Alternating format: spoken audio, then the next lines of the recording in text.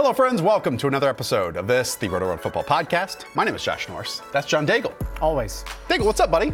It's the fantasy playoffs. We're here. It's a very big weekend. You know what I've learned through, 14 weeks of the NFL season now? If you want to press Ian's buttons, you just tell him that there's only 2 or 3 weeks left in the fantasy season. I mean, he gets irate.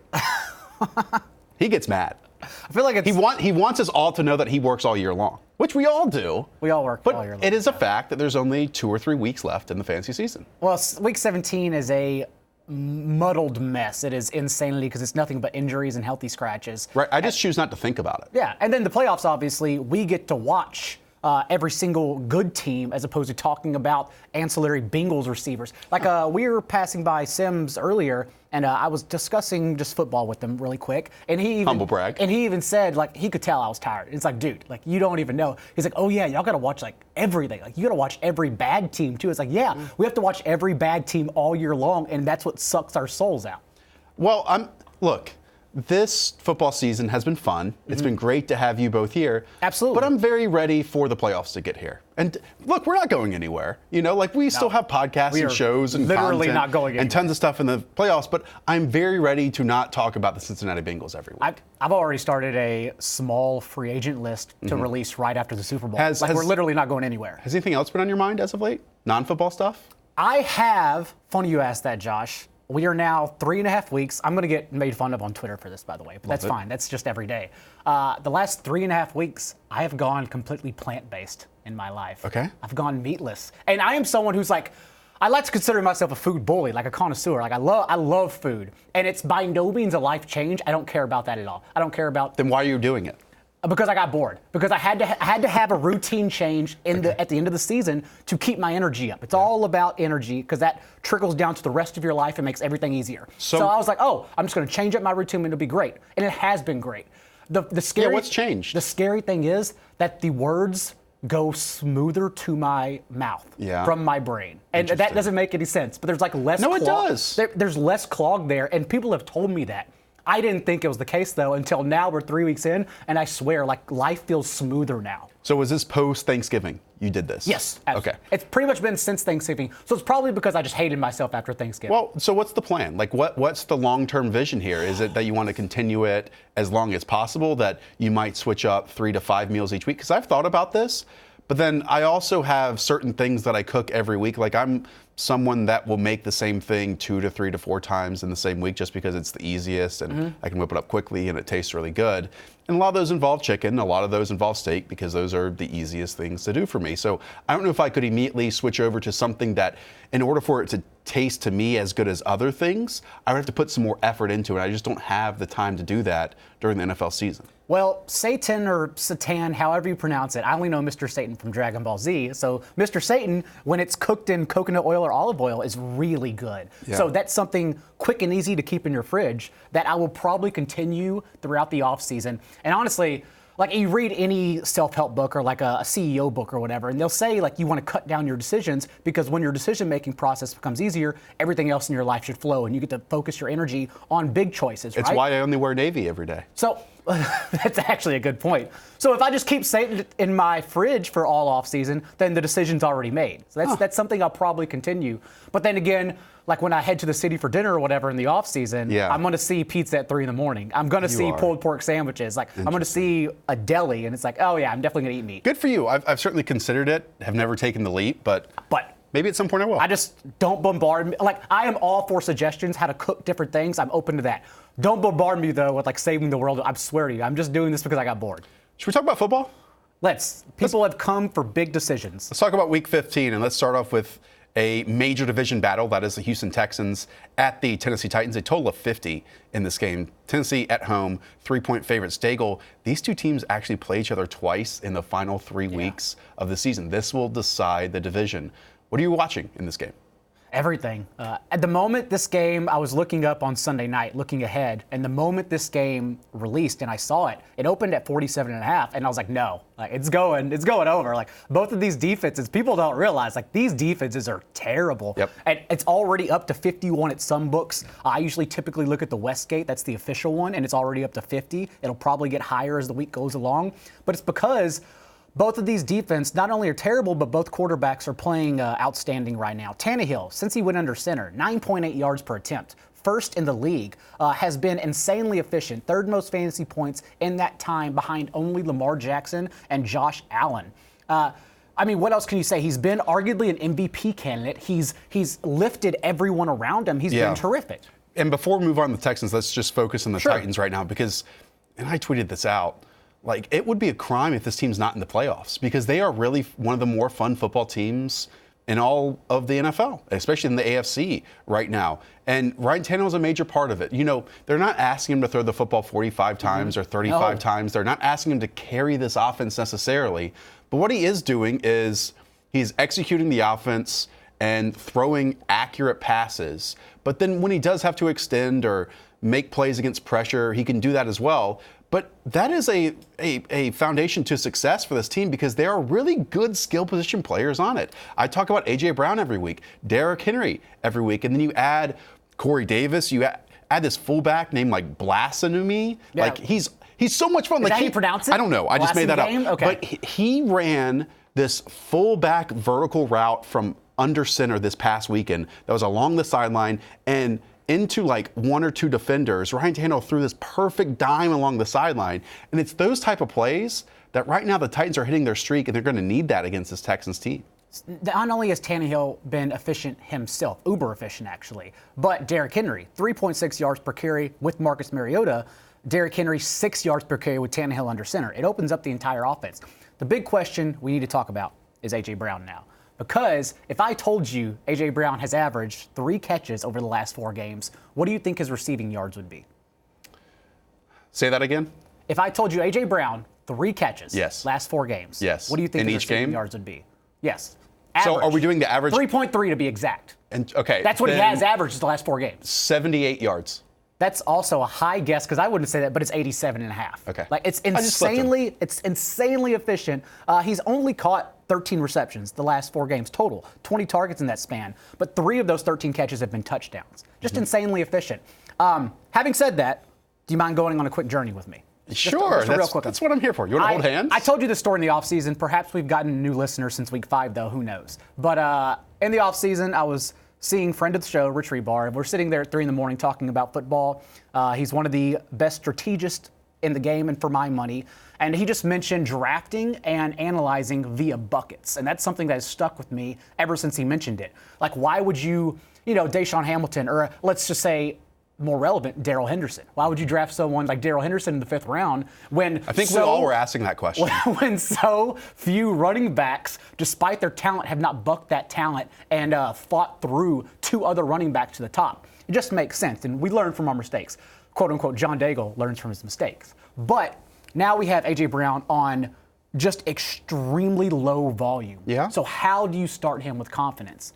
Having said that, you have to ask yourself at home this question because I've asked it myself as well, and I think I've drawn a line in the sand. It's like Tiananmen Square. Well, like A.J. Brown's the tank, and then Cooper Kupp and Odell Beckham are behind me, and it's like A.J. Brown's coming for those guys. And my answer is I'm willing to die with A.J. Brown. I'm willing to go down swinging with Brown. And we're going to bring up a few of these names as we go along, but like Odell's name popped into my head when you were discussing that. Yeah, Tyler Lockett. A.J. Brown. Right. Cooper Kupp. A.J. Brown. Right, and so even if he's not getting, Michael Thomas volume, which I'm clamoring for, but we're not going to get it. Yeah. But we are getting someone who I think has the individual skill set to be a lead wide receiver for an NFL team, like being the foundation of the passing game. Mm-hmm. He's already that right now. Absolutely. He already creates multiple. It's not just 1 week of big plays that A.J. Brown is creating. Go back and watch the Falcons game. Like, he can do this. This is in his repertoire. And I just think right now in the start of his career, it's something that there was a complete unknown with A.J. Brown, right? He was a 2nd-round pick. He was the other receiver opposite DK Metcalf, even though he probably should have been ranked above DK Metcalf. But again, the volume, if that's what we always want to focus on, sure, play someone that you want to do that over with. But I care about big plays too. Like, that's why I love Deshaun Jackson prior to this season. It's like why Will Fuller are on way too many of my fantasy teams. Like, big plays are a difference in winning football games. And those big plays are why the Titans won last week against the Raiders. I mean, it was 21-21 at halftime. Yep. And then they won, 42-21 with the hobbled Derrick Henry, yeah. Right. And So it's a game where the Titans have it all right now, and I think their defense is a little bit better than you gave them credit for. I don't think so. Since Ryan Tannehill went under center, 308 passing yards per game allowed. They have only looked good, in my opinion, against Kyle Allen, Derek Carr, and Nick Foles, the only quarterbacks who haven't tossed for over 300 yards against them. Well, let's quickly talk about the Texans offense, yes, too, because you said that they've been playing well, and yes, they beat up on the Patriots and the Colts a little bit prior to that, even though they only scored 20 points in that game. They just came off a dominant loss to the Denver Broncos. It was all garbage time. I mean, the scoreboard said 38-24. Nope. But at one point, I believe it was like 38-3 on the scoreboard. And I'm repeating myself. I'm a parrot each and every week. But this Texans team is nothing without the big plays offensively. And if they don't hit those big plays, they really, really struggle. Last week, 3 completions for Deshaun Watson over 10 yards down the field on 13 attempts, and including 2 picks. I mean, no real plays, like you said, happened down the field until it was 38-3. That can't happen this week, and it can't happen if they want to make the playoffs. And it all comes down to Will Fuller's availability. Right. We're recording this on a Thursday. We don't know. He's even questionable right now as a true game time call if you ask their team beats. But DeAndre Hopkins, I mean, you're starting him anyways, but league high, 33% target share in his 4 starts without Fuller this year. He just soaks up every single thing. And what has happened, Kiki QT was a healthy scratch for a while there, but then he came back last week and just outsnapped the entire way DeAndre Carter as their third wideout. So it's kind of like you can depend. And stunk it up. But you can depend on QT as a high floor, like wide receiver 4 or 5. Don't do this to yourself. You cannot depend on Kenny Stills. Like, that's what I'm not doing to myself, is Kenny Stills. We've gone down that road too many times, buddy. We're not going down it again. We spent a lot of time, but my final question is this. You know, there's been a lot of content on the internet this week of, can Ryan Tannehill be the quarterback of the future? Is this sticky, his performance right now, for the Titans now in 2019 and then moving on to 2020, 2021? I like those questions, but I guess just with how I digest the game, that's not really the questions I want to ask right now, because I'm just sitting back and enjoying it. Mm-hmm. And I think that this type of performance, because we have seen some solid games and solid performances from Ryan Tannehill in Miami, when he probably had a worse supporting cast than he does right now in Tennessee. I definitely think he can sustain this play this year.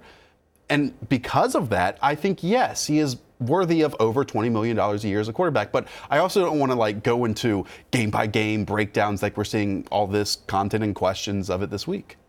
Yes, and for this week alone, though, because we have to say where we have him this week alone, because this is a big decision. Like, if they're starting Tannehill over guys like Mahomes, and you're not starting, in my opinion, over Mahomes, but I'm starting over anyone not named Lamar, Mahomes, Drew Brees, and who's the third quarterback usually every? Oh, Watson. Those are the only 4 guys I would start over Tannehill. Yeah. Otherwise, Tannehill we've come this far, Josh. We've come to $20 million and top 5 quarterback Ryan Tannehill. Again, both teams 8-5. This is a major game in that division race. And again, they play again in week 17. All right, let's move on to the next game. Denver Broncos at the Kansas City Chiefs. 9-4 Chiefs, 5-8 Broncos, but looking a little feisty, some might say. Chiefs here at home are 11.5-point favorites, 45.5 total. We know that Drew Lock is coming off a breakout performance. And, he's not playing the Chiefs offense, but in this game, the Chiefs offense will take the field. And this might not be fair, but this Chiefs offense isn't one that has been absurdly good, which is really our expectations of them week in and week out. No, it's pretty fair. They've just been lacking the big plays, right? I still blame it on every single injury under the sun. The offensive line, their receivers, their running backs. It's been sort of a mess. However, it's still a good spot, right? At home, it is a division game, but still, at the very least, Drew Lock's presence makes it potentially a competitive game, which keep Patrick Mahomes on the field. I mean, you think about it, and outside of that third quarter against the Raiders, what is even this foot on the throat moment for the Chiefs this year? We really haven't had one. Against the Patriots, too, they kind of struggled the whole way, and the Patriots caught up that last drive, and it came down to them inside the red zone scoring to potentially tie the game. But the good thing is, though, that for the Chiefs offense, given all their injuries, there are only 3 guys to play anyways. You're not worrying about anyone else. I agree. It's Mahomes, it's Hill, and it's Kelsey, because Sammy Watkins is probably getting cut in favor of McCole Hardman this offseason. Yeah, and again, I don't know if all my questions of a 9-4 football team that's on a 3-game winning streak that, beat the Patriots are fair here, but then you go back and look at that game last week against the Patriots. And obviously, the Chiefs in their repertoire have this ability to come up with ludicrous plays, but they needed 3 major ones to beat the Patriots last week. They had a blocked field goal, they had a 3rd and 19 conversion, they had a 2nd and 25 conversion. And again, I think Mahomes and company are probably better than almost anyone in the NFL at coming up with those 3rd and long situations, because we know he can buy himself some time by rolling out and backing up and just this ridiculous arm talent. But I don't know how much I believe in this Chiefs team. The secondary, and Steve Spagnuolo played really well last week against, or coached really well. They've played pretty good all year. And the secondary is quite good. Like, it's above average. Run defense still gives me a little bit of an issue and a little bit of questions. I just don't know if Drew Lock, who in that first performance, 2 weeks ago, was fine. This past weekend, like we talked about, he was a breakout player. And like, you look up arm talent in the dictionary, his name is certainly up there. Like, sure. I hate that term, but he certainly has that. And it's because he can just like fall away from these throws and make them along the sideline. He'll have to make a lot of those against the Chiefs, and it's a difficult test, like we said, because the Chiefs secondary is quite good. Chiefs secondary quite good. That's why it's tough for Drew Lock, but I do like Phillip Lindsay a lot. You look at the last game, Royce Freeman, 5 of his 8 carries came from the third quarter on when the team was already up 31-3. This has been Phillip Lindsay's backfield for an entire month now. He's outtouched Freeman 70-32 over the last 4 games, ever since Fangio came out and said they're going to lean on him more. And this matchup against the number 30 rush defense DVOA, like, you would think they feed Lindsay early and often to stay competitive. So Lindsay's going to be in that high-end RB2 question this offseason, or this week. Not saying that Deshaun Watson and Patrick Mahomes are, the same player, but they do have that both big play upside in multiple different ways, especially throwing it down the field. We talked about how this Denver defense shut down the Houston Texans for that entire first half, basically 3 quarters. Can they do the same thing against the Chiefs offense? I don't think so. Yeah. I think it was just a letdown performance by the Texans. And now the Texans travel, so who knows what happens there. But either way, no, I don't think so personally. All right, before we move on, we have a little bit of a deal for all of you out there, a little giveaway. 'Tis the season for giving, and that's true for us here at Rotoworld as well. We're getting into the holiday spirit and want to give back to our loyal users. So we're launching the 12 Days of Roto Holiday Giveaway on Friday, December 13th. Every day for 12 days, we'll be promoting a premium product flash giveaway. Our first one will be at 3 p.m. Eastern on Friday, but the products, promo codes, and times will change each day. You have to monitor our site for breaking news banners and our Twitter handles for details each day, and each giveaway will only last 1 hour. So be quick and act fast. Again, that is the 12 Days of Roto Holiday Giveaway. We don't have a jingle for it. Maybe you can do that this weekend. I'm glad I didn't hold my breath during that read. I know that. All right, let's keep it moving. Next up, Buffalo Bills at the Pittsburgh Steelers. This is Sunday Night Football. Only, and I believe I did the math correctly on this one. Back me up. 36.5 total. Yeah, it's gone down. In It started game? at 37 and it went down somehow. 9-4 Bills are actually road dogs here by a point to the Pittsburgh Steelers. A little bit surprised by that. Overall, I think this Buffalo team is more complete, but this is one of those games that is in that difficult stretch for Josh Allen. Last week he had the Baltimore Ravens. Struggled. This week it's the Pittsburgh Steelers, and next week it's the New England Patriots. And the Bills are going to need to win some of those games to get in the playoffs. Yeah, the good thing is Josh Allen didn't throw a pick against the Ravens, but even then, under 150 yards. Just a super tough matchup. And now you have this one. The Steelers, since they traded for Minkah Fitzpatrick, have only been outscored by the Patriots defense in fantasy. But no one has more interceptions or sacks in that span. So it's almost an impossible matchup for Josh Allen, honestly. And if you're not using Josh Allen this week, you're probably not using him against the Patriots next week, which means you should probably just be dropping him for a high upside bench For Ryan stash. Tannehill. Yeah. Even though he's probably not out there. Or just a high upside bench stash, whatever. Yeah, Josh Allen left a lot of yards on the field last week against the Ravens. I mean, there were some early throws there that were open that he just couldn't do anything with. And then, like, to close out the game, when the Bills had a chance to keep it close on the scoreboard, Wink Martindale basically just zero blitzed him 3 straight times, and Josh Allen had no clue what to do. Yeah. That's the issue. I enjoy riding the Josh Allen roller coaster, And we talked about this at multiple points this season. And if we want to dive into the little nuance and details of, how he's not a complete quarterback that is consistent and you know what you're going to get from play in, play out. We can do that, but I don't want to do that. I want to watch him. I want to be entertained. I just hope that he can at least make some of the throws that he couldn't last week, because if he doesn't do that, then this Steelers defense, which might be playing the best in the NFL right now, we'll get all over him. They'll swarm him. What are you doing with John Brown? I haven't been able to figure out what to do with John Brown. John Brown is among that list that, would you start A.J. Brown over him? And I think you would, but I don't know. What do you do?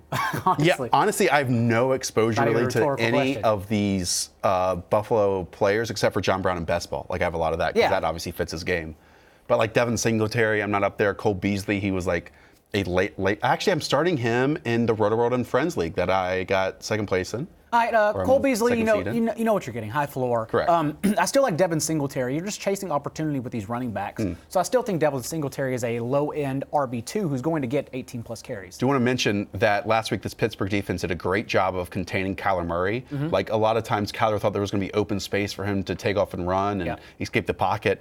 And he was, again, immediately swarmed by this Steelers secondary. They got him guessing on sacks. He just had to take knees at times. But with all that said, the offense with Deontay Johnson, returning a punt for a touchdown and making big plays offensively as well, the offense just doesn't have enough, or at least didn't in previous weeks, to match their defensive performance and really blow out their opponents. Because the Cardinals had a chance to tie this game in the final moments, and Kyler just didn't come up in a 2-minute drill. Now, we also think the Steelers team is probably going to get back Juju Smith-Schuster and probably going to get back James Conner. It's kind of wild that they've been this good without both of those premier talents on offense.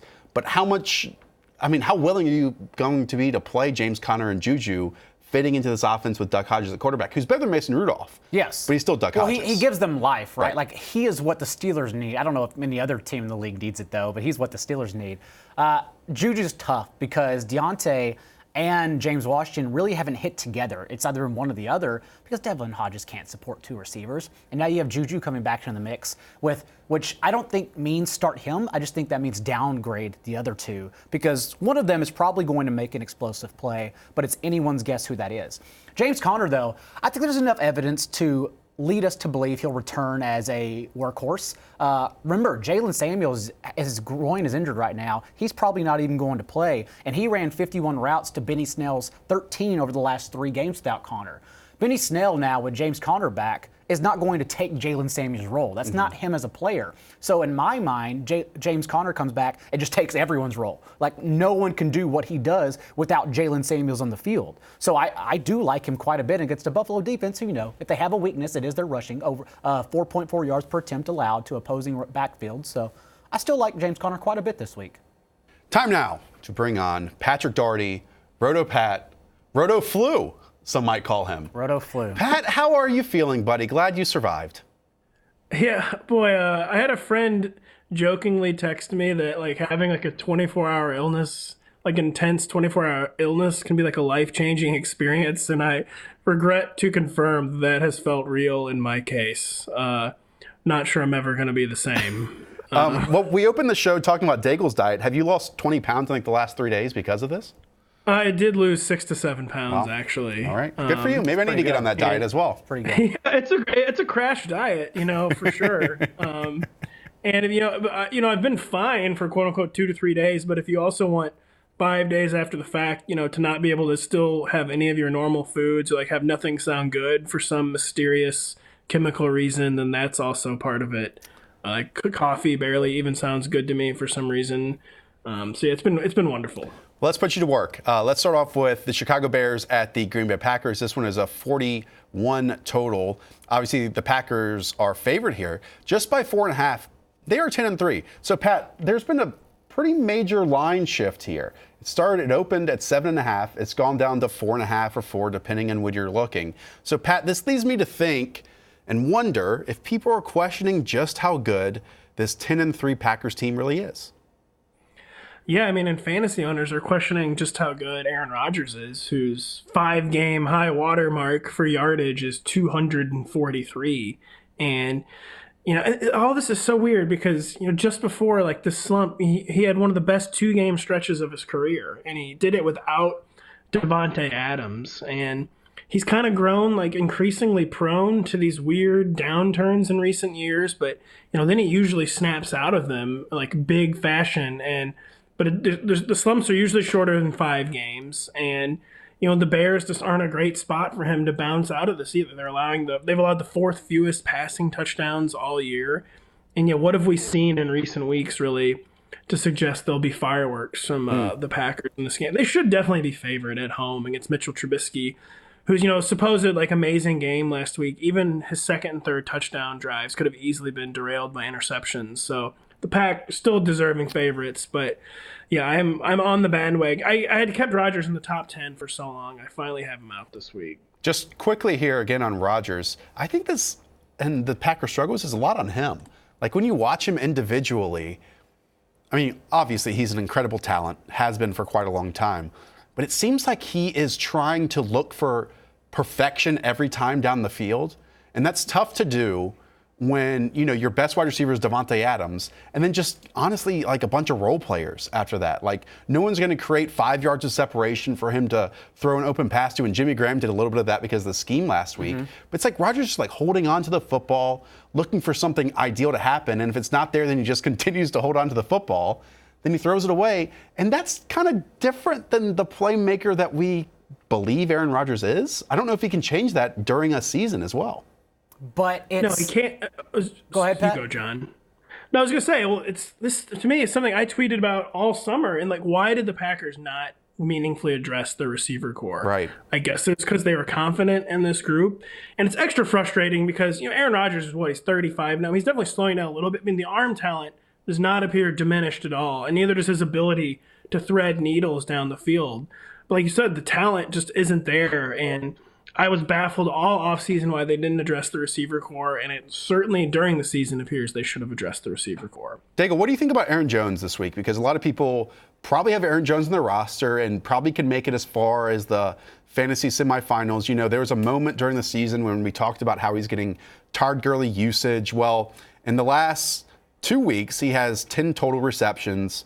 He has 27 total carries. He's still splitting a lot of time with Jamal Williams, but I guess you're going to start him with confidence as a running back 2 at the very least. I'm okay with him splitting snaps with Jamal Williams as long as it means more touches when he's on the field. And that's what happened following coach speak nonetheless this past week. His 22 touches this past week were his most since week 5. And that came after LaFleur said, yeah, it's on me. Like, we just have to get him more touches no matter what we do. So I still think Aaron Jones is a top 10 play this week. Pat, I want to pivot over to the Bears offense here because you mentioned that Mitch Trubisky has done a little bit better. And I think that that's fair. I also think that when he plays so poorly, we can kind of latch on to like 3 or 5 throws that are decent and be like, oh yeah, he's really improved. But we've also talked about this Packers defense a lot this season, that they have talented individual pieces in like Zadarius Smith, Preston Smith, Kenny Clark, like Jair Alexander at cornerback. But as a whole, they have not been good at all. I mean, they're 26th against the run and 17th against the pass in terms of defensive DVOA. So, Pat, this opens up, again, attached to Mitch Trubisky, Allen Robinson, and maybe also a David Montgomery. The Packers are weird because they're definitely, not a stay-away defense. Definitely a defense we've seen people have big days against. They are allowing the 6th fewest quarterback fantasy points, so maybe they're a defense that can really feast. They feast on the Trubiskys of the world, basically. But yeah, I mean, Trubisky, the Bears have also changed. Basically, the Bears, the ship was going down, and they were going down without a fight. The past 2 or 3 weeks, basically, they have kind of reverted back to their 2018 usage of Trubisky, where if this is going to go down, it's going to be in flames. They're going to let him try to make plays down the field. They're going to have him run again. So there has been a change in the usage, and like it's kind of a weird matchup, but for the reasons you just highlighted, it's ultimately difficult to consider it a bad matchup. And Trubisky, this could be the classic kind of spot where even if he has 2 or 3 turnovers, takes 3 or 4 sacks, could still have like a useful QB2 day in fantasy. So I'm not really sure where I'm going for that other than Mitchell Trubisky. He's like a top 18-20 guy for the fantasy semifinals. Yeah, in the top 18-20, in my mind anyways, he's just grouped in with Josh Allen this week against the Steelers. I have him grouped in with Eli Manning, Ryan Tannehill. It's just kind of those streamers or super flex options you have to sift through. Next game, Pat, is the 10-3 Seattle Seahawks going into Charlotte to face the Carolina Panthers, who are 5-8. It's a 48.5 total in this one. Seahawks on the road are 6-point favorite. That line has moved from 4.5 up to 6, and it makes sense. I mean, the Panthers have lost 5 in a row. They have the worst run defense in the NFL. I know that Seattle is coming off that awful loss, Pat, to the Rams, where their defense was dominant, but I don't know. I don't know how even this game is as close as 6 points, because I just see Seattle going in there and just, at the very least, running all over the Panthers, and then if they need to do more than that, they can throw the ball on them as well. Yeah, I mean, this sets up as a hellfire game for the Seahawks. You left out the fact the Panthers are now being coordinated by Norville Turner's son. Scotty Turner. Is that what we're going to call him? That's a great development for the final few games of the season when you're basically giving someone's son on the job training, like a real live NFL season. So that seems like a really nice thing to do with all these professional athletes' livelihoods. But I mean, the Seahawks too, it sets up so well for Chris Carson because now Rashad Penny out for the year with a torn ACL. The latest recommitment to Chris Carson against, as you said, a defense that is probably the worst run defense in the NFL, have allowed the most fantasy points to opposing running backs. And Russell Wilson has only 4 passing touchdowns over his past 4 starts, averaging 229 passing yards in the process. The Seahawks are all the way established again, and there is zero reason to expect that to change here against the Panthers. Zero reason to expect it, but people are still going to ask, as they have been, what to expect from Tyler Lockett, who has been a no-show for a month now, who Pete Carroll came out on Wednesday and said Lockett's quote-unquote back to full strength. I'm not trusting Lockett personally. I moved him down to low-end wide receiver 3. Josh and I talked about it before we called you, Pat. I have A.J. Brown well over Tyler Lockett, not even close. I'd probably start Christian Kirk, just take his floor over Tyler Lockett. In my opinion, he's not someone you can trust this week. Russ is the same thing, right, Pat? Boy, yeah, but A.J. Brown, talk about just a quick digression. Man, it's hard to know where to rank him with that low volume. Yeah. Tyler Lockett, you get a little bit of, the squeaky wheel going maybe with Pete Carroll. I guess there's a reason he said that Tyler Lockett's finally back to full health. If you're looking for any straws to grasp, to me with Tyler Lockett this week, so I have him ranked as basically a bottom barrel wide receiver 2. And for me, kind of my question I made up for myself when I was doing the rankings this week is, should I have Tyler Lockett or DK Metcalf higher? And I did settle on Tyler Lockett, who basically for no other reason, he's not really at much risk of facing James Bradbury, I guess. James Bradbury on paper looks like much more likely to face DK Metcalf. And Tyler Lockett, this has to be a fluke, right? This past month, he's not a 40-yard player. And he has, we can call them excuses. They are alibis, though. He had the bad leg injury. He had the RotoPat stomach bug. He's over both of those now. And at some point, he's definitely quote unquote due. Remember, due is definitely a thing, isn't it? Right, guys? He's just such that as bad as the past month has been, when someone has his demonstrated upside, there's only so low you can put them in the ranks, and for me, that was the end of the wide receiver 2. Pat, I don't know if it's a good thing to ever name a disease after yourself. That's probably not the right approach to life, or a surgery. RotoPat. You never go full RotoPat. Yeah, that's just not a good thing. That's not a good life choice. Quickly, just to close out this game. We know that Perry Fuel, the now interim head coach, is also coaching the Panthers defense, and when his own cornerbacks are calling him out for defensive play calls that allowed 90-plus yard touchdowns. Not a good situation to be in. All right, Pat, we're going to close it out with you with the LA Rams traveling to the Dallas Cowboys. What an interesting game. 8-5 Rams. Gosh, the 6-7 Cowboys, who have lost 4 or 5 here, Pat. Mm-hmm. And have an 8-game lead in the NFC East. Yeah. But it is pivotal. It's pivotal for both teams. The Rams still aren't locked into the playoffs. Neither are the Cowboys, obviously. Pat, how much trust do you have in this Rams offense? Because, they've gotten right the last 2 weeks. 34-7 win over Arizona, 28-12 over Seattle. We've also had stretches against good teams and good defenses where this Rams team absolutely shrivels up into their shell and can't do anything.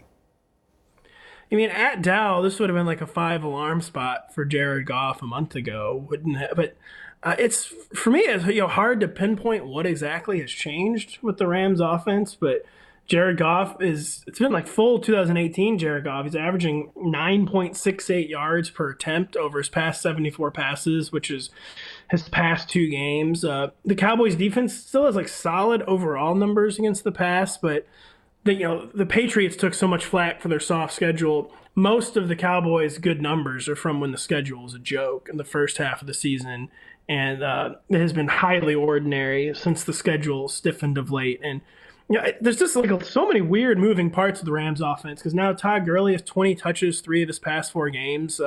Something I missed in my flu haze until I saw Mr. Daigle tweeting about it was that Cooper Kupp had played only 19 snaps in Week 14. And I did notice when I was watching the game, like Josh Reynolds was on the field a lot, and I feel like there's things afoot in the Rams offense that maybe we're not quite grasping yet, and something has definitely changed. And whatever it was is mostly working, except for the 2 horrid interceptions Goff threw in Week 14. But something has changed. I don't think the Cowboys are a stay-away matchup, and I have actually Jared Goff ranked as a QB1 this week. The Cowboys are, in my opinion, a terrific matchup for the Rams offense. Since Jordan Lewis went into the slot in Week 6, they've allowed the 3rd most receiving yards from that position in the middle of the field. As for Cooper Kupp, though, Sean McVay came out and said, the personnel just didn't make sense because they used Tyler Higbee on nearly every snap. They used Johnny Munt on 50 of 70 snaps. Having said that, he did not say why the personnel made sense for Brandon Cooks and Josh Reynolds over Cooper Kupp. How does that make any sense whatsoever? And now people are faced with a pivotal decision. What do you do with Cooper Kupp after a 20-snap performance? So, Pat, what are you doing? Because this is going to help me answer as well what you're doing with Cooper Kupp this week. It's just so bizarre because, it's just one game, and, it's so difficult, especially this time of year, whether you should wait a player's overall season or their usage the past 1 to 2 weeks. And I just basically tried to have it both ways with Cooper Kupp, who even on the limited snaps, still had about 45, 50, I can't remember his exact stat line, but it wasn't like he had 0 catches. And I kind of just split the Tyler Lockett difference with him. I have him as a bottom basement wide receiver 2. And it's just frankly kind of like a white flag, like a hedge for me that I don't quite know what to do with him. But yeah, so John sounded like he had a better answer than me. Well, and Tyler Higbee, I know John brought up his name too. Tyler Higbee's a start, and he's someone I believe in the last 3 weeks has led tight ends in all of air yards. Yep. I mean, it's incredible what he's doing in this offense because he was mainly a blocker for so long. At Western Kentucky, he was quite a good wide receiver, pass catching tight end. We just haven't seen that as often, but because he gives him so much flexibility on the inside. But he's someone who is obviously locked in as a top 8, if not top 5 tight end right now. If Gerald Everett stays out, in my mind, he is top 5, top 6. The Cowboys linebackers have missed the 3rd most tackles this season. Yeah. It's such a good matchup. The Cowboys, since they lost Leighton Vander Esch, too, just not an opposing matchup whatsoever. Sean Lee is doing the hokey pokey at the 2nd level too often. He has no idea. I was about to say, does Sean Lee still play? I didn't really mean it to Sean Lee, what about Jalen Smith? Yeah, it hasn't been good. But we need to talk about this Dallas offense, though, because one, according to Rich Ubar, in games against teams with a winning record, Dallas is 0-6 on the season. Obviously, the Rams are 8-5. Advanced stats. If you're picking for Dallas right now to win this game, you're not picking it based on who they have been on the field recently. Again, they've lost 4 or 5. And I've had this idea that they can make it in the playoffs, go far in the playoffs if all the pieces align. But the pieces are scattered all over the room right now. They're not doing well right now, Daigle. And I don't have an answer as to why they're not forming into this pretty picture, because with the talent offensively, it should be one of the best offenses in the league. We're just arguing against Jason Garrett is all we're doing. Yeah. And it's not just the talent, though. It's the past 3 games, the offense has been poor, to say the least. The past 3 games, Dak has been miserable. His production against the Bears and against the Bills, the Bears in particular, though, it all came in the second half. It all came in the 4th quarter when the team was already drowning. And so that is my concern here, is that I know people are going to mention and have mentioned the splits, the home splits for the Cowboys, but given the context, they've played a much easier schedule at home this year. So I am concerned, and maybe Pat has those same concerns for this offense as a whole. Yeah, I mean, it's the Rams defense has been piping hot too. I mean, basically with Dak, you're trying to hang your hat on like kind of like the old Eli Manning thing, where even he's been playing poorly, he hasn't been totally underwater in fantasy. 334 yards at least in 4 of his past 5 starts. I mean, he still has the impressive stable of weapons. I mean, Amari Cooper though is probably going to get taken away by Jalen Ramsey, so he might have to be just dumping it down all day to Randall Cobb and Jason Witten. I don't know, 14 Jason Witten catches. So there's not a compelling case basically for Dak to be made, other than he's this is the Dak Prescott case right here. Is me struggling to find what to say. Time now to bring on the fantasy forecaster himself. We call him the Beach Boy in the newsroom. While we're dealing with snow. Did you ever listen here. to Beach Boys? Beach Boys underrated summer band. There is one terrific chance Hayden doesn't know who the Beach Boys are. Yeah, probably not. 2, Miss Daigle, actually, her favorite band ever was the Beach Boys. So considering I all listened Beach to a Boys lot of are Beach Boys. probably like 65 years old, that's like triple Hayden's age. Yeah. Hayden, what's up, buddy? Let's start off with the Minnesota Vikings at the LA Chargers. I actually talked with Ian about this game in the newsroom, and it's one that doesn't make that much sense to me. 9-4 Minnesota Vikings are only 2.5-point favorites on the road, kind of on the road, against the LA Chargers, who are just 5-8. Obviously, we have a good Chargers performance in our mind recently because they just demolished Jacksonville. And I'm going to say a few things. I understand that the Vikings corners absolutely stink, but overall the Vikings are a really good football team. They can score points on anyone. They can sack anyone. So why is the line only 2.5 points here with a good Vikings team versus an average or even below average Chargers team? Well, I think the one thing with the Chargers is Derwin James is back. And in his 2 games, they've had the first and third best coverage games, according to PFF, with Derwin James in the lineup. So I think that's one reason why the Chargers are kind of being maybe overlooked right now, is the presence of Derwin James. And then the Chargers have a lot of weapons right now, and that'll keep them close in the ball games. That also is a little bit concerning. Their team total is only 21.25, and they have like 4 or 5 guys that people want to start in fantasy, and there's just like not enough volume when the Chargers are running at such a slow pace to keep all 4 or 5 of those players in fantasy lineups. Yeah, look, I would never tell people what to do with their money. But if I had one bet to make this weekend, it would be the Vikings covering this. I think it's going to buy a touchdown. Maybe I don't know what I'm talking about with the Chargers. Maybe the Chargers don't know who they are because they've only won 1 of their last 4 games.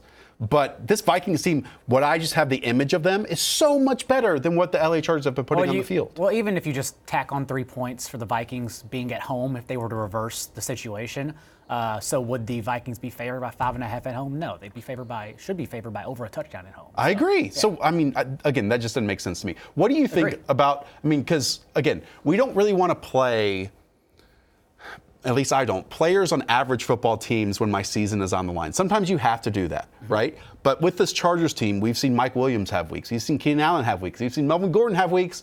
We've seen Austin Eckler have weeks and Hunter Henry have weeks.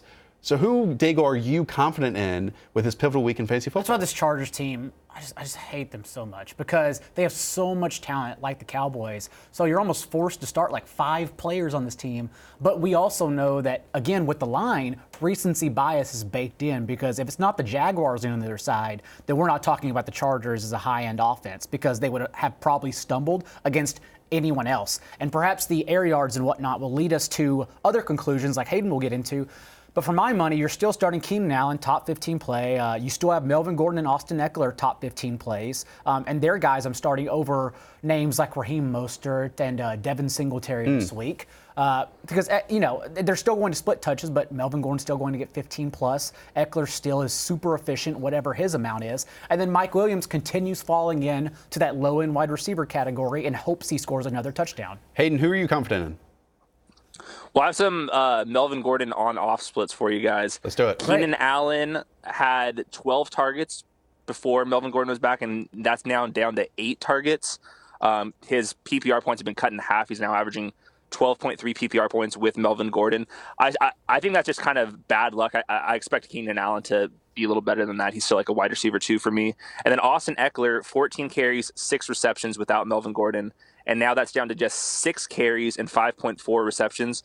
Now, I'm a huge believer in Austin Eckler. I think he's insane talent, like we saw last week, and he can still get it done on these low touch totals. But I mean, 11 to 12 touches is pretty concerning. I'm not going to be as bullish as other people are on Eckler. Just the volume is just pretty concerning. And if the Vikings do get Dalvin Cook rolling and both teams are playing at a pretty slow pace, I think Eckler is probably the guy that gets left out the easiest. Again, Hayden, it's an important week. We haven't talked at all about this Vikings offense. We know you're going to play Dalvin Cook, even though he was like in and out of the game last week, still put up points. But in this passing game, you have Stephon Diggs, you have Adam Thielen possibly coming back, and you have Kirk Cousins. And you mentioned the Chargers and how they've rebounded with Derwin James, because obviously Derwin James is one of the best young defensive players in the NFL. On the road here, though, Hayden, who are you looking to play on this Vikings team, again, when it's a must-win scenario for all of us? Yeah, I think Stephon Diggs is definitely in play. I had Kirk Cousins at like a mid-range QB2 going into the week. He hasn't been that great from a fantasy perspective. And I looked at his on-off splits with Adam Thielen going back to last year and then this year. And his PPR or his fantasy point projections are about the same with and without him. He's more efficient, but he gets less play volume with Adam Thielen. So I'm not looking to play Cousins. I think Thielen's the hard person kind of peg. I'm not sure if we're going to get injury updates from him. I'm hoping that they give him like a full snap count, but he's not somebody that I view as like a must play option. If you have like a strong wide receiver 3, I would probably take the safer route and start him over Thielen. Same. I have Adam Thielen grouped in with guys like Tyler Lockett, where I just don't know how you can completely trust them in a must-win scenario in fantasy. Before we close out this game, do you want to mention that I believe Danielle Hunter is the fastest player in the NFL to reach 50 sacks, or the youngest player to ever do that, and that's awesome because we don't give him enough credit. He's really good at his job. He's overlooked in that defense. He came out of LSU super young and as just a run defender, as Hayden knows. It's funny, a few years ago maybe now, I was with Mike Miller in the newsroom. He's one of the guys with the glass offices. And we were wondering if anyone could ever reach Bruce Smith's like all-time sack record, and probably no one ever will, but it's interesting that, again, Hunter is the youngest person to ever do that, to get up to 50 sacks. All right, next up, Cleveland Browns, who are 6-7, travel to the Arizona Cardinals. We know Cardinals are 3-9-1. Again, neither team, Hayden, is playing for much here in terms of playoffs, in terms of a win-loss record. We know how much turmoil is going on, at least from the outside looking in this Browns organization. I have to start, Hayden, though, with Odell Beckham. You know, people who drafted Odell in round 1 or round 2 are still in the fantasy playoffs. How would you advise them against this bad Arizona Cardinals defense other than Chandler Jones? Yeah, so Arizona's bottom 13th percentile versus fantasy receivers. Everyone knows they're horrible against tight ends as well, same with quarterbacks. Odell's a wide receiver 27 on the season. You can't be super confident with him right now. The air yards, the targets, they're there. He's just been missing with Baker Mayfield kind of overthrowing him, underthrowing him at times. He's like a wide receiver 2-3 for me. I think you should probably go back to the well. I know it's pretty frustrating for Odell owners, but I think the bigger story here is Odell going to be on the team next year? Yeah. Lots of trade talks, and the way his contract's set up, he can easily be moved. And then I was kind of looking at just which teams could possibly be buyers, and everyone says the Packers, the 49ers. I'm not sure if it's going to be those two, but the Seahawks and the Cardinals have a ton of money, and that's in the NFC. I know all these teams want to trade their star players to the other conference. So this is just me advocating for the Arizona Cardinals to swoop in on the Odell sweepstakes next year. So they go to sneak peek this week is what you're saying, Hayden. That's right. I would love the Cardinals to reach out for Beckham. That'd be great. And he is actually one of the easiest contracts to move this offseason. I have a feeling we'll be talking about that on Monday's pod. I already have it in my head. But either way, what leads me to want to play Kyler and Kirk in this matchup is actually just trends for the Browns. Like, the Browns are 0-4 against the spread in their last 4 road games, losing by a minus 11-point margin. And now you have the Cardinals at home in a much better spot than the last 2 matchups presented. So I like Kyler quite a bit in this week. Hayden, I mean, Kyler Murray last week, 20 of 30, just 194 yards. He had his worst turnover game against that really, really good Pittsburgh defense, 3 interceptions. Because, you know, Hayden, like we talked about all season, how Kyler was creating these big plays, how he wasn't forcing when something wasn't there. Well, he did last week, and that's not really a trend we want to happen here with Kyler. But then, I mean, he still almost had a chance to win the game last week. I mean, he had that last-minute drive that he just couldn't do anything on. Are you confident in any of these Cardinals offensive players? Yeah, Christian Kirk definitely in play as like a wide receiver 2, maybe wide receiver 3. Larry Fitzgerald's on the brink, and then Kenyon Drake, I would be interested in playing as like a flex option. His touches are there. He's still playing over David Johnson, but with Kyler Murray and just the offense in general, I think his hamstring may have been limiting him a little bit these last couple weeks, and those were against good defenses as well. So I do like this as a bounce back spot. We haven't seen the Cardinals kind of take off in a few weeks, and this is maybe a spot to buy low on them. All right, let's move on to the final game of the weekend. It's actually a Monday. Does that count as the weekend? Monday Night Football. This is the Indianapolis Colts going to the New Orleans Saints. Saints here are 9-point favorites because they're also 10-3. Look, I mean, this Colts team has fallen off a cliff, Daigle. They've lost 4 or 5. So much of it is because Jacoby Brissett is throwing to players that might be playing for the XFL in a couple weeks. Sure. And I'm sure Hayden will track them in the XFL once they get there. And we know that the Saints put up a boatload of points last week against the 49ers defense. Amazing play calling. But the Saints now are going to be without Marcus Davenport for the year, Sheldon Rankins for the year, and maybe Jared Cook this week because he's in concussion protocol. That's a lot of important pieces that I've talked about 2 of those names all season long for the Saints. And that's an issue as we head into the playoffs. Yeah, Jared Cook, we need him monitored. He was the tight end 2 overall since week 10 on the second most air yards at the position. He's in the trust blanket of Drew Brees right now. So if he plays, he obviously needs to be started. Hopefully we get some injury news before Sunday lineup locks. But yeah, the Marcus Davenport and Sheldon Rankins injury news is huge for the Colts. I think that actually gives them a chance to kind of stay in this game. I know they're going to want to use Marlon Mack a lot. They've been kind of willing to run the ball with him even if they're losing, which has been a change. I think it's kind of like a desperation thing without Eric Ebron and T.Y. Hilton. T.Y. returned to practice on limited fashion today. I'm going to guess he gets in like 3 limited practices and then will be a game time decision. That's going to be a tough one to call. I wouldn't bank on playing T.Y. Hilton this week, but the guy that is on my radar a lot is Zach Pascal, top 10 in air yards and targets over the last 2 weeks. And I would be calling him a wide receiver 2, wide receiver 3 if I knew T.Y. Hilton was going to be out. But we're going to have to make that decision on Sunday when we have other players to decide. I completely agree, and I love the spot in general for the Saints at home against a Colts defense in particular. It's not just Brissett's fault. The Colts defense has been so leaky. I mean, we've seen time and time again, even as most recently against Mike Evans for that 61-yard score before he left, that they're just allowing explosive plays now over this past month and a half. So it should be another great outing for Michael Thomas, who isn't stopped anyhow. Perhaps we see Ted Ginn and Traquan Smith involved as well. What I think I want you to explain, though, is why Alvin Kamara will never score a touchdown again the rest of his life. Well, there's 2 reasons for that. One, Taysom Hill is getting all the red zone looks, so that's a big bummer. I think Kamara has like 4 inside the 5 carries this year. He's like down like 10 touchdowns from last year. But the bigger news is I looked at his avoided tackle rates from before his injury and after his injury.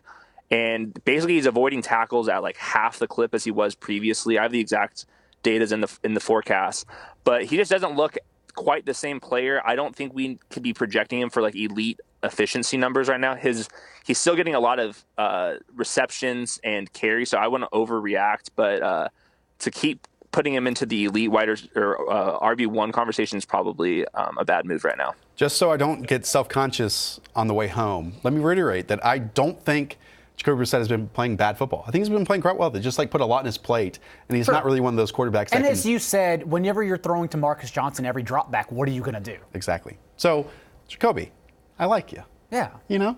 Not bad. It's just. He was frisky at the beginning of the season as well. Exactly. You're a good football player. It's just this is a tough situation to be in. All right. Hayden Winks writes the Fantasy Forecast column. Go and check that out. It's fantastic. Now's the time. You want to win, so go and overload with information. Hayden delivers that to you. Also, RotoPat. Check out his rankings. We'll be back Sunday, noon Eastern, Rotoworld Live, twitch.tv/Rotoworld, where I will ask John Daigle, do I go ahead and start Tyler Higbee or wait for Jared Cook on Monday night? Who knows? Until then, everyone, subscribe, rate and review, tell one friend. We'll talk to you all soon. See ya.